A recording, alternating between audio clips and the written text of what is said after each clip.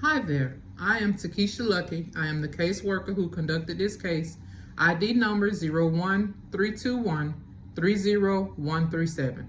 Today I will be discussing learning disabilities as well as assessing which one closely aligns with my client's name is Andy. Andy is a 12-year-old boy who struggles immensely in school and social settings. According to Andy's parents, he's had a preschool physical exam done that reports no sign of medical issues. Andy has expressed concerns about communication and expression impairment. He says he has always been comfortable with multiple choice exams, but the written portion is where he needs assistance. He says he's unable to formulate his ideas on paper.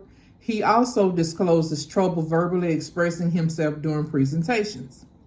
After sharing concerns from Andy and his parents, discussions with Andy's teachers, and consultations with other professionals trained in learning disorders, I have concluded that Andy has a form of dyslexia, specifically dysgraphia. Dyslexia is a common diagnosis, and almost everyone is familiar with the disorder and how it affects comprehension in reading, writing, and arithmetic. However, very few have heard of dysgraphia, a neurological condition where adults or children suffering from it cannot project their thoughts into written work. Regardless of their being taught, this learning disability can hinder every aspect of writing. For instance, issues with spelling, trouble forming thoughts on paper, and bad penmanship. Additionally, dysgraphia can also affect verbal expression and fine motor skills. There are quite a few signs and symptoms to look out for regarding dysgraphia, such as an awkward and uncomfortable grip when holding writing tools, a compulsion to avoid writing, complications with fine motor skills, and writing by hand, poor spelling and grammar, etc. It should be noted that with dysgraphia, the physical aspect of writing is not the only thing attacked, but also the logical aspect of it. People may experience problems planning, outlining, sequencing, and revising their written assignments. The actual dysgraphia is not identified by the American Psychiatric Association in its Diagnostic and Statistical Manual of Mental Disorders, 5th edition. DSM-5, alternatively the DSM-5 lists problems in writing under the specific learning disorder, SLD.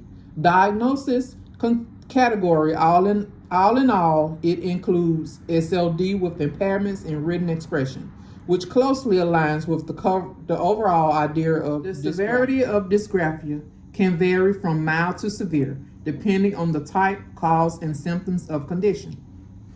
There are several types of dysgraphia. They are as follows: dyslexia, dysgraphia, motor dysgraphia, spatial dysgraphia, phonological dysgraphia, and lexical dysgraphia. The characteristics of the impairment classify specific diagnosis, consider the seriousness of condition, can also improve or worsen, which depends solely on a person's support system and coping mechanisms. To identify the severity of dysgraphia, a proper evaluation is necessary. Lack of knowledge of dysgraphia has caused a delay in treatment for a condition. Unfortunately, there are no medications developed to treat dysgraphia. Treatment for dysgraphia prioritizes interventions, accommodations, and special activities to move around writing. For example, using a laptop to write essays to avoid the frustration associated with physical writing. I advise my client to try different techniques and see what works for him, because everyone's experiences are different. However, I did give him options to help, like using voice-activated computer software, playing with clay to strengthen muscles, and utilizing different types of writing tools. I advised his teachers to provide him with extra time, audio recordings for notes, and allowing them alternative methods to present their work.